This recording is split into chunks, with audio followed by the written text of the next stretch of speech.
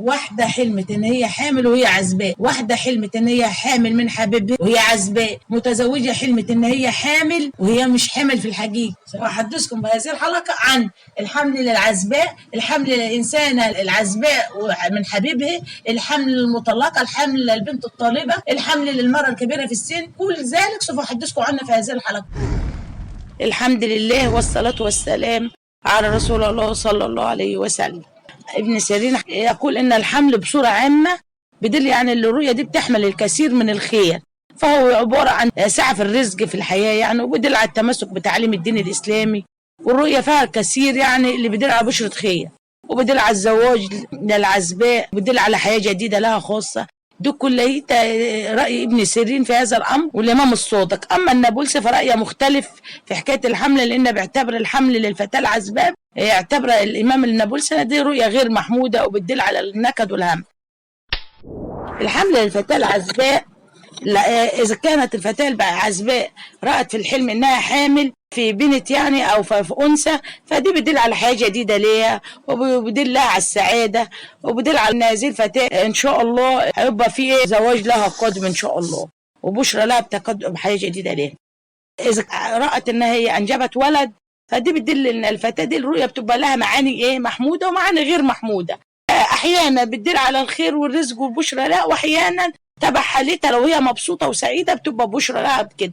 أما لو كانت حزينة أنها أنجبت ولد، فبتبقى الرؤية بتدل على تعرضها للمشاكل والصعوبات في الحياة وفي الفترة القادمة من حياته. طيب لو هي رأت الفتاة العزباء إنها هي حامل وبطنها كبيرة في الحمل وحجمها كبير، نعتبر تفسيرها بتدل على الرزق وعلى مال كثير سوف تحصل عليها هذه الفتاة العزباء.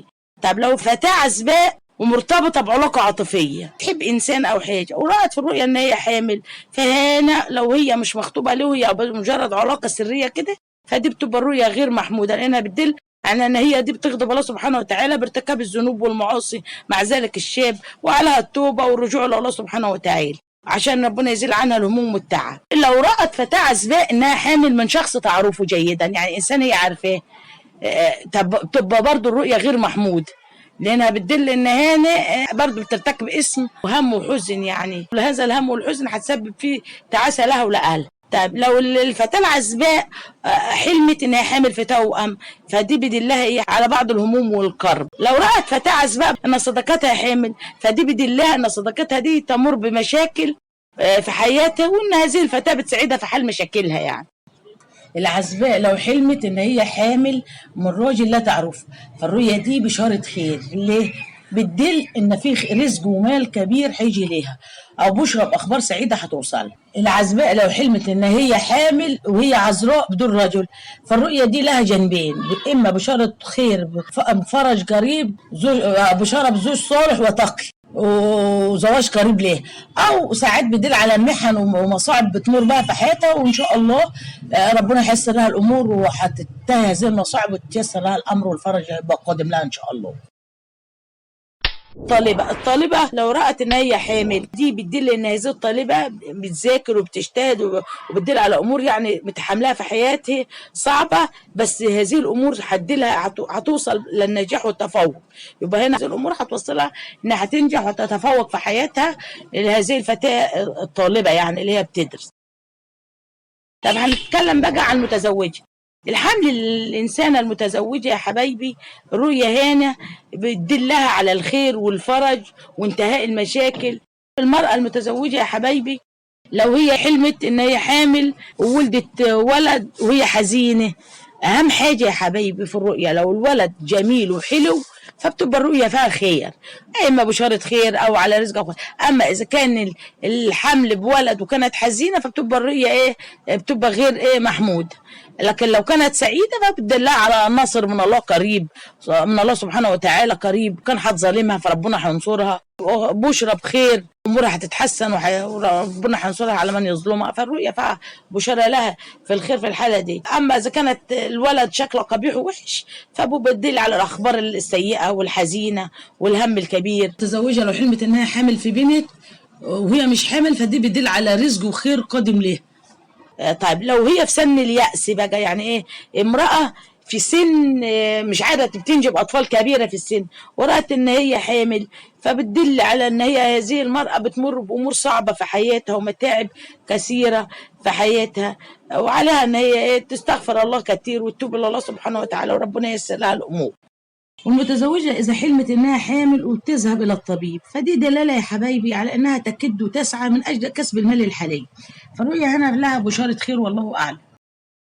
الحمل للحامل لو عرفت بقى ان هي حامل بنوع الجنين، بس لو شافت رؤية في الشهور الاولى وعرفت من الحمل ان هي ولدت مثلا انثى وهي في الشهور الاولى، فان شاء الله الرؤية بتبشر ان ربنا هيرزقها بولد ذكر، لان الانثى هنا علماء التفسير كان ابن شاهين ولا ابن سيرين ولا النابوت ولا ابو جعفر الصادق معظمهم بيبشروا الانثى في الحمل في الشهور الاولى قبل ما يتعرف نوع الجنين، انه بيدل ان هنا الحمل لها هيبقى لو حلمت بانثى هيبقى ايه ولد، ولو حلمت انها حامل في ولد بتبقى انثى، يعني العكس يعني.